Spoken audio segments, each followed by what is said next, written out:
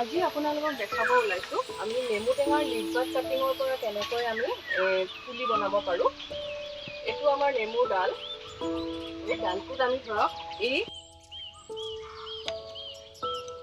এয়া দেখিছে কেনেকৈ কাটিংটো লোৱা হৈছে।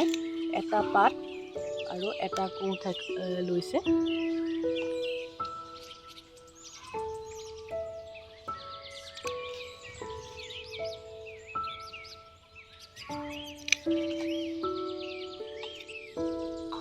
এতিয়া আমি এই কাটিংখিনি এই হৰমনত লগাই এনেকৈ ট্ৰেখনত 45 ডিগ্ৰী এংগলত প্লেচ কৰিব লাগিব।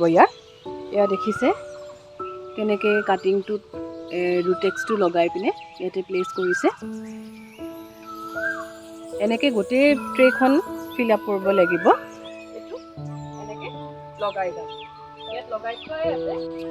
এনেকৈ আমি গোটেই ট্ৰেখন ফিল আপ কৰি দিম। এইটো খুব সহজে কৰিব পাৰি আৰু এটা ডালৰ পৰা আমি বহুতখিনি পুলি বনাব পাৰোঁ।